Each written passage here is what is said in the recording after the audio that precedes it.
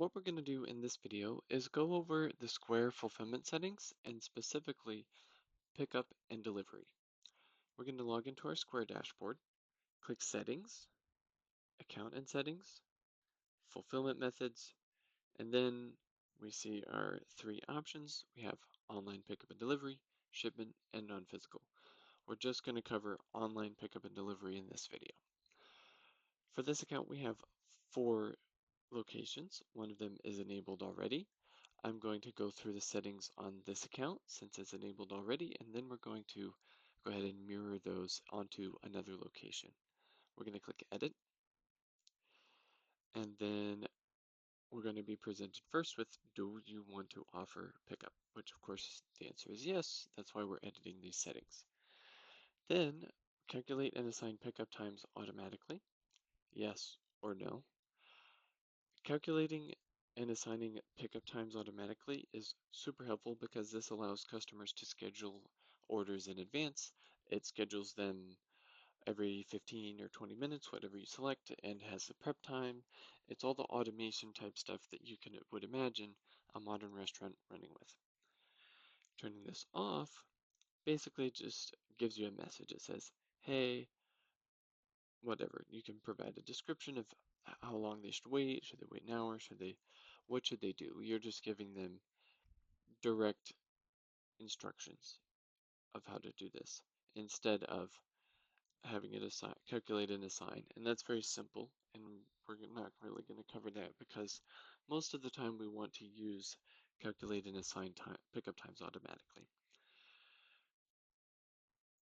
We're going to set buyer's pickup time within my pickup hours.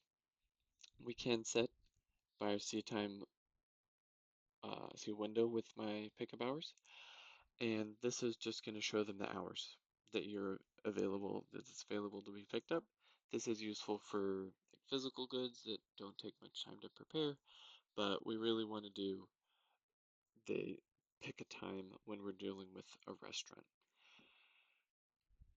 Next, if a customer places an order during your fulfillment hours, what is the soonest it can be picked up? Is it the same day? Sometimes, like, say it's for maybe pies or maybe it's for furniture, whatever it is.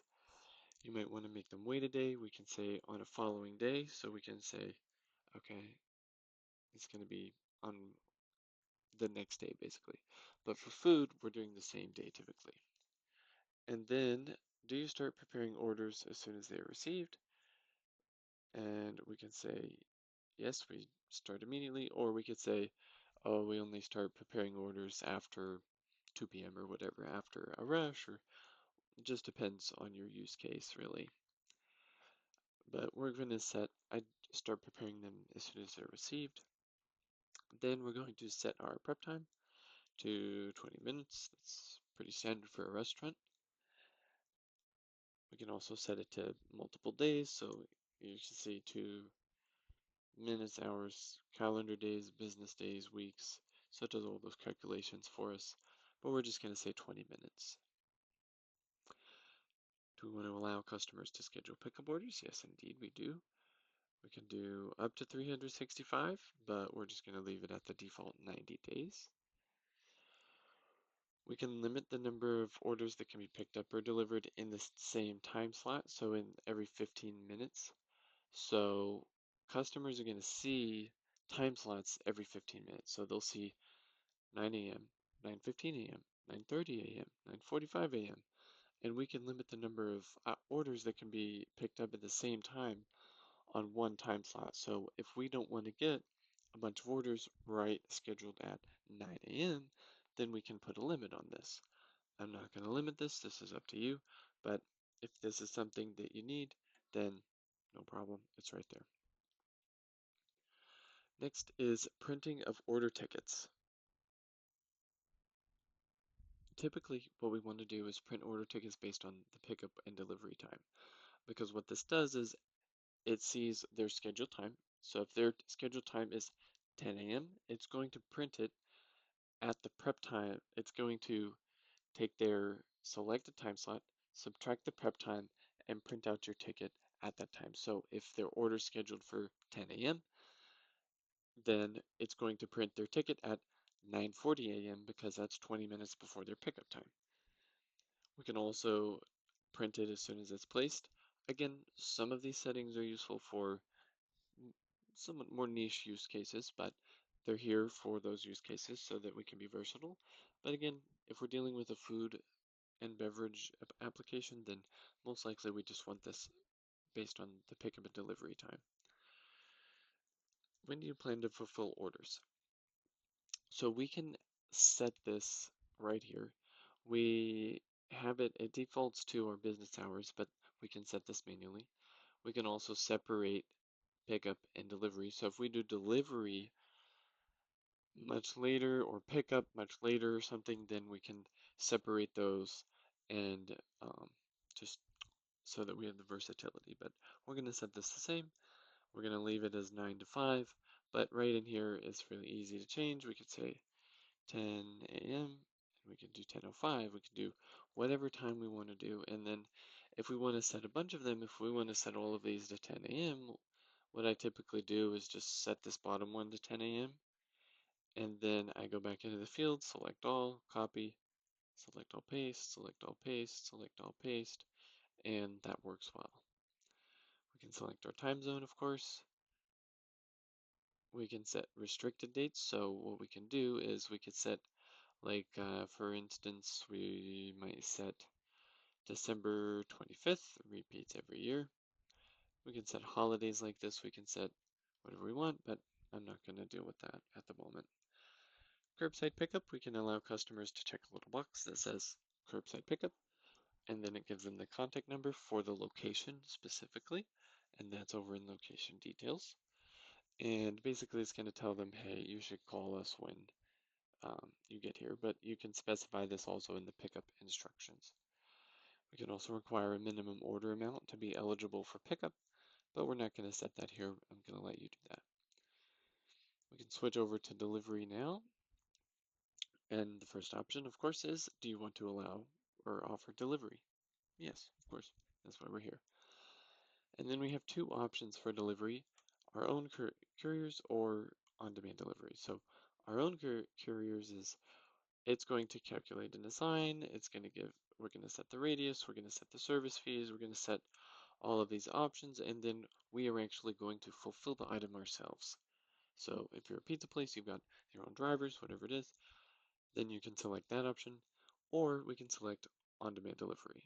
On-demand delivery, as you might know, uses Uber Eats and DoorDash to deliver the items. So you prepare it, and Square has negotiated special rates that are lower than than going directly through DoorDash or Uber Eats. But you prepare the food, and then they will order a DoorDash or an Uber Eats driver to come and pick up the order from you and take it to the customer. So typically what we recommend is just doing best available. If you have a preference or do you have problems or there's just not many Uber drivers in your area or they're unreliable, you can select DoorDash or vice versa. DoorDash is unreliable, select Uber, just whatever makes sense for you. But typically, best available is going to be the best option. If we are going to deliver alcohol, we do have to select this and we are accepting the alcohol delivery terms of service.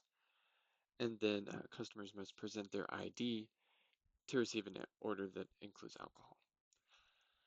We'll continue on. We have the delivery and service fees. Now this is where you can really lose or gain or hopefully just net zero, honestly, some money. We have a few options on how the delivery fees are paid. We can do the customer pays the full delivery fee, which is really nice because then you're not footing any of the bill. But typically what we want to do is similar to what we do in shipping, which is